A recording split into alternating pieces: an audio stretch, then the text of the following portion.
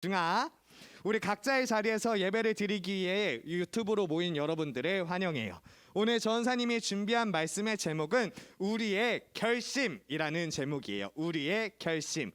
본문 말씀은 에스라 7장 10절이에요. 한 절밖에 안 되니까 전도사님이랑 같이 읽어볼게요. 전사님과 읽을게요. 시작. 에스라가 여호와의 율법을 연구하여 진행하며 율례와 규례를 이스라엘에게 가르치기로 결심하였더라. 아멘. 전사님이랑 한 번만 더 읽어볼게요. 한 번만 더 함께 읽을게요. 시작. 에스라가 여호와의 율법을 연구하여 진행하며 율례와 규례를 이스라엘에게 가르치기로 결심하였더라. 아멘. 자, 우리 친구들, 혹시 여러분들은 슈퍼히어로 영화를 본 적이 있나요? 어벤져스라든지 뭐 배트맨이라든지 이런 슈퍼히어로 영화를 본 적이 있을 거예요. 그러면 여러분, 슈퍼히어로 영화 초반부에 뭐 어떤 장면이 나오는지 아세요? 재밌게도 슈퍼히어로 영화의 초반부에는 강한 영웅이 나오는 게 아니라 강한 악당이 먼저 나와요. 보통은 악당이 무언가 문제를 만들고 무언가를 파괴하고 무언가 계획을 짜고 있는 모습을 첫 장면으로 보여줘요. 그래야만, 왜 그러냐면은 악당이 강하고 악당의 모습을 보여주고 사람들이 침체되어 있는 모습들을 보여줘야만 뒤에 나타나는 슈퍼히어로가 더 강하고 부각되기 때문이에요.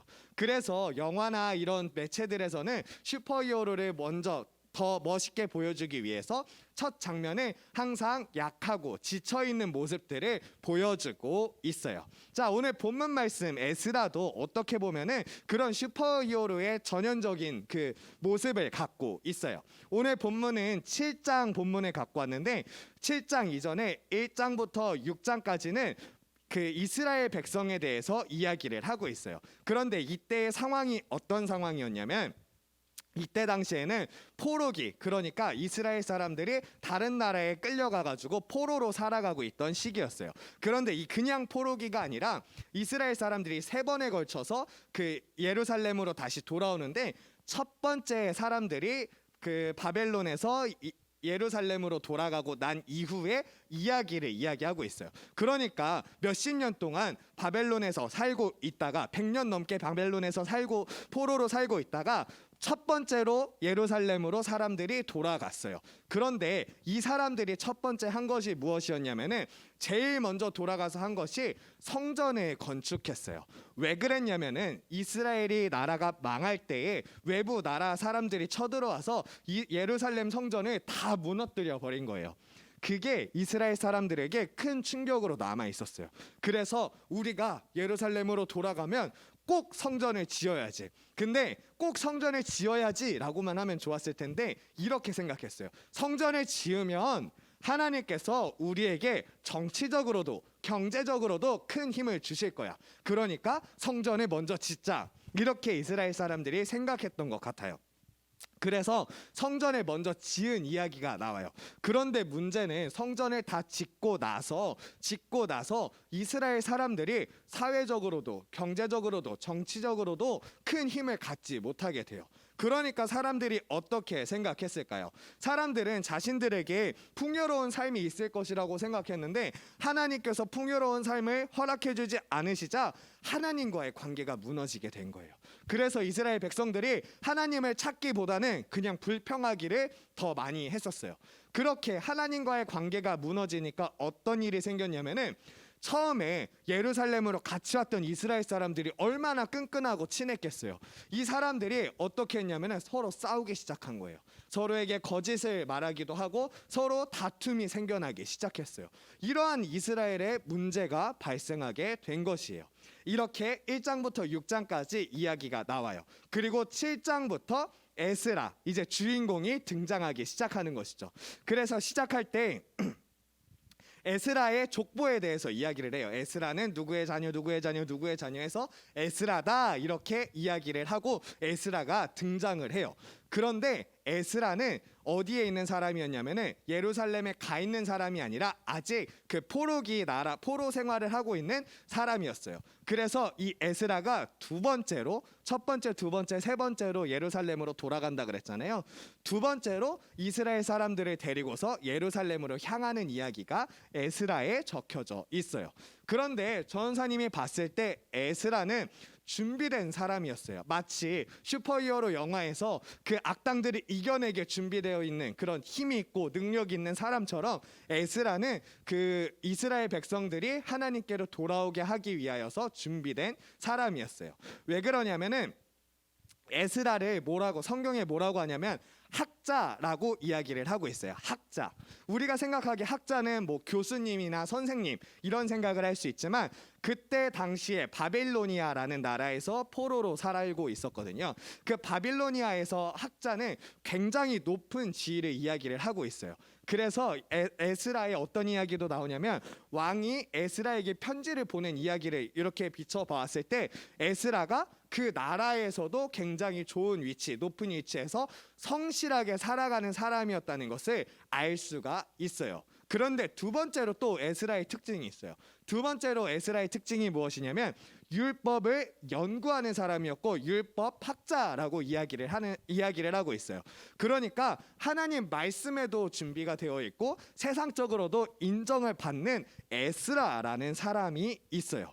이 에스라라는 사람이 준비가 되어 있었는데 이 사람이 준비가 되고 나서 이렇게 결심을 해요. 오늘 본문 말씀이죠. 오늘 본문 말씀을 전사님이 한번 읽어줄게요. 에스라가 여호와의 율법을 연구하여 진행하며 율례와 규례를 이스라엘에게 가르치기로 결심하였더라. 아멘. 이렇게 이야기를 하고 있어요. 에스라가 하나님의 율법, 하나님의 말씀을 연구하고 진행하고 그 규례를 이스라엘에게 가르치기로 결심했다고 이야기하고 있어요. 딱 세 가지를 말하고 있죠. 첫 번째, 연구하여, 그리고 두 번째, 진행하며, 세 번째로 가르치기를 결심하였다라고 이야기를 하고 있어요.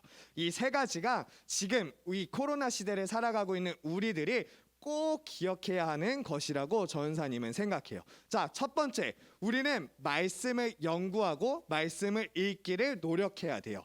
그래야 하나님과의 관계가 우리 가운데 시작될 수 있기 때문이에요.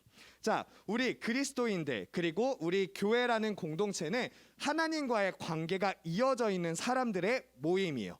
그런데 만약에 우리 가운데에 하나님과의 관계가 끊어져 있다면 아까 처음에 말했던 먼저 이스라엘에 가 있었던, 먼저 예루살렘에 가 있었던 사람들이 하나님과의 관계가 끊어지니까 사람들과의 관계도 무너지게 된 모습을 여러분은 보았잖아요. 그것처럼 우리도 우리 개인의 관계가 하나님과 연결되어 있지 않다면 우리 중등부도 그때의 이스라엘 공동체처럼 무너질 수밖에 없어요. 그래서 우리가 첫 번째로 꼭 기억해야 할 것은 무엇이냐면 언제 어디서나 하나님의 말씀을 연구하고 읽기를 노력하는 중등부 친구들이 되어야만 해요. 자, 그리고 두 번째로 에스라가 어떻게 했냐면 그 말씀을 준행했다라고 이야기를 해요. 이 준행했다는 말이 조금 어려울 수 있지만 쉽게 말하면 그 말씀을 실천하면서 살아갔다는 것이에요. 만약에 여러분들이 하나님의 말씀을 그냥 듣고 배우기만 하고서 세상 속에서 실천을 하지 않는다면 그 말씀은 어떻게 보면 자신에게는 변화가 있을 수 있지만 우리 주위 사람들의 변화를 일으킬 수가 없어요. 그래서 우리들은 말씀을 배우고 느꼈다면 우리의 삶이 변화되어서 그 말씀대로 살아가는 여러분들이 되어야만 해요. 그래서 지금 여러분들이 집에서 예배를 드리고 있잖아요. 이 예배를 드리고 난 이후에 이 말씀을 기억하고 내일부터 그리고 오늘부터 여러분들의 삶이 변화되고 그 삶을 실천하면서 살아가는 중등부 친구들이 되어야만 해요. 자, 이제 마지막으로 에스라는 세 번째 뭘 했다고요?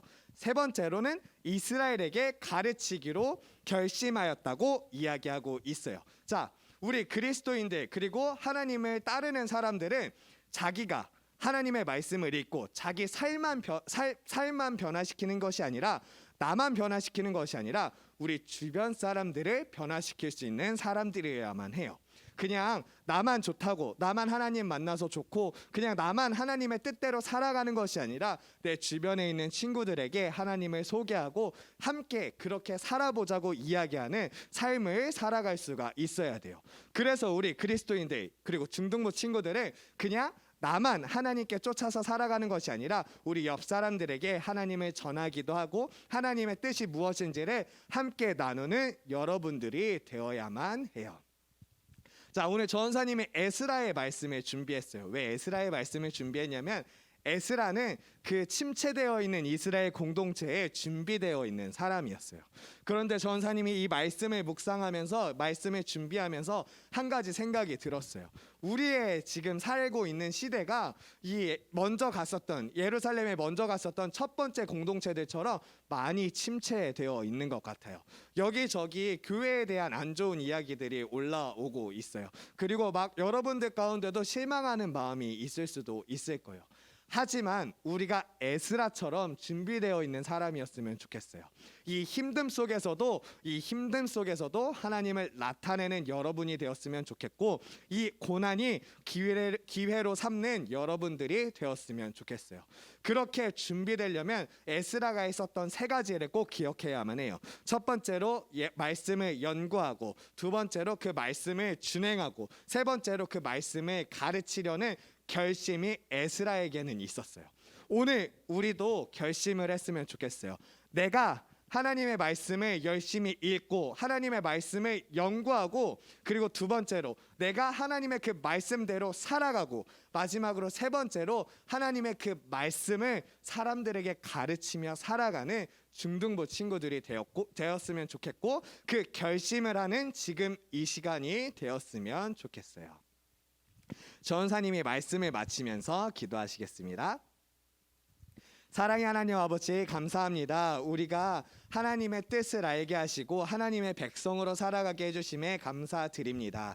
하나님, 에스라가 혼란한 세상 속에서 혼란한 그 순간에 마음을 결심하고 준비된 사람이 되었던 것처럼 지금처럼 혼란한 이 시간에 우리 중등부 친구들이 결심함으로써 하나님의 준비된 제자가 되고 하나님의 준비된 선지자가 되게 하여 주시옵소서. 하나님, 우리가 말씀을 연구하고 준행하고 가르치기를 결심하겠습니다. 우리의 연구 가운데, 우리의 삶 가운데, 우리가 가르치는 그 가르침 가운데 함께하여 주세요. 언제 어디서나 함께하실 줄을 믿습니다. 이 모든 말씀 예수님의 이름으로 기도드립니다. 아멘.